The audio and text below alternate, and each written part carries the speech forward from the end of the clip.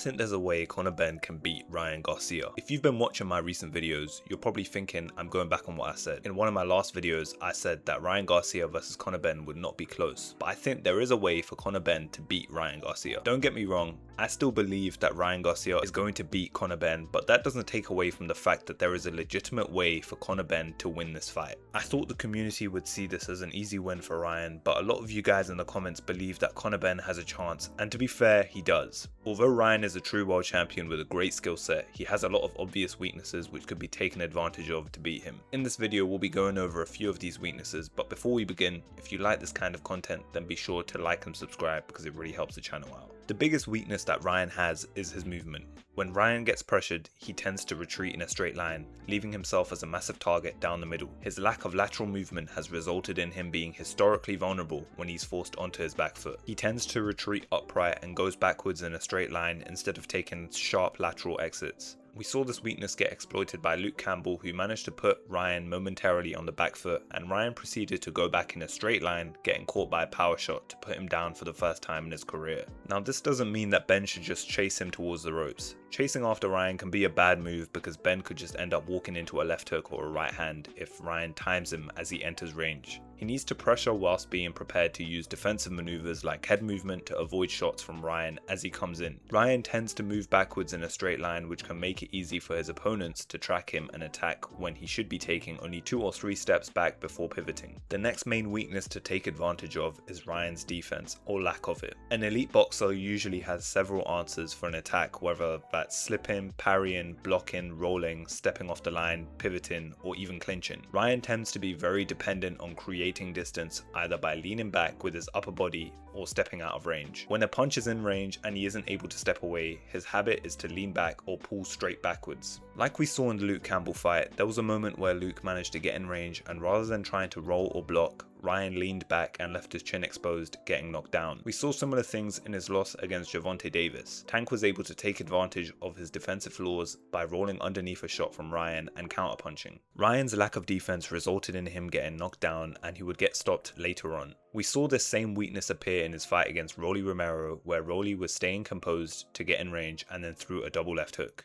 On the second left hook, Ryan started leaning back with his hands low and was caught on the chin and went down. He would spend the rest of the fight staying out of range and eventually losing on points. I believe that if Ben is able to stay composed and gets into range to fire his own power shots, Ryan may lean back like he's done so in the past, leaving his chin exposed for Ben to attack. He shouldn't look for one big shot, but should try to find multiple attacks that can eventually force a mistake out of Ryan. The mistake we're anticipating is him leaning back with his chin in the air. His next main weakness is his dependence on the left hook. Ryan's greatest weapon is the left hook. It's arguably his defining punch, and he's built a career around getting knockouts and winning world titles from that left hook. Although it's his greatest weapon, that in itself is a weakness. His left hook is a massive part of his offensive identity because it's extremely fast, accurate, and difficult to predict. He loves to throw it from different positions like close range, mid range, long range, or even when he's moving backwards. It's the main weapon that got him his knockdowns against Haney and many other elite boxers. Now, there's a weakness with every punch. For example, a common problem with people's jabs is they take too long to bring it back so they can get countered over the top of it. Similar weaknesses also exist in the left hook, so the key here is not for Ben to avoid or neutralize the left hook, but to make Ryan throw it when he wants it to be thrown, and then exploiting the weaknesses that are coming out of that left hook. Ryan will most likely use the left hook when he's getting pressured. As Ben tries to get inside, Ryan will fire the left hook to gain Ben's respect and create some space. The problem is, if Ben allows Ryan to have space,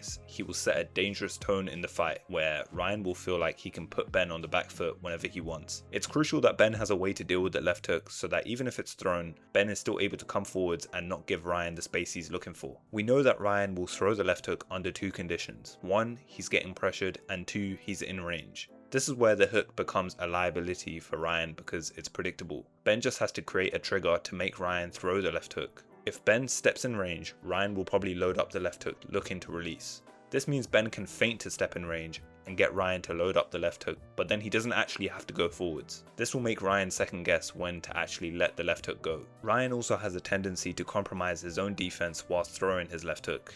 It's a well-documented criticism that Ryan drops his right hand whilst throwing his left hook, rather than keeping his right hand at his chin. Instead of thinking, how can I avoid the left hook, Ben needs to be thinking, what is Ryan's defensive position after he throws the left hook?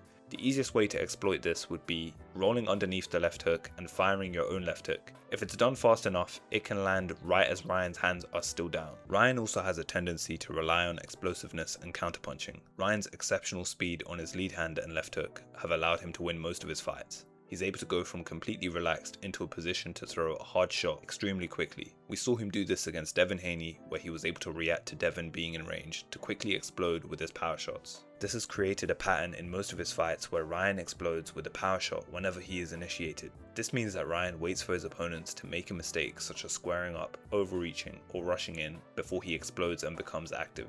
This explosiveness is less useful when it's Ryan that has to do the initiating. Ryan is at his most dangerous when he sees an opportunity and reacts to it. Letting him take the lead will put him in a position where he isn't able to explode when Ben is in the middle of making a mistake. We saw this strategy work against Ryan in his fight with Tank, where Tank took his time, and as Ryan was forced to take the lead and press forwards, he made mistakes that Tank could capitalize on. Now this also comes down to the fact that Tank's style is very passive, and he too waits to explode and takes his time putting his offense together. The main game plan around this should be for Ben to feint and hold his ground, allowing Ryan to take the lead.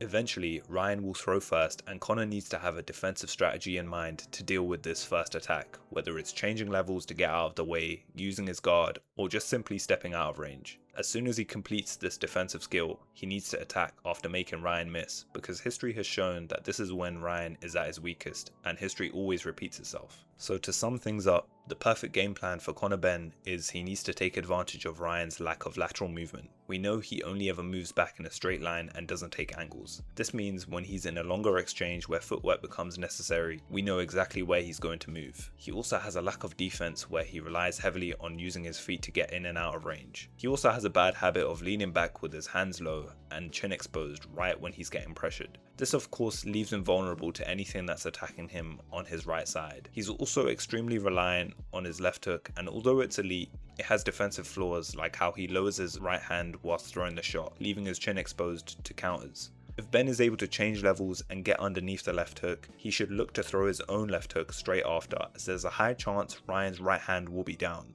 Last but not least, Ryan is very reliant on his explosiveness.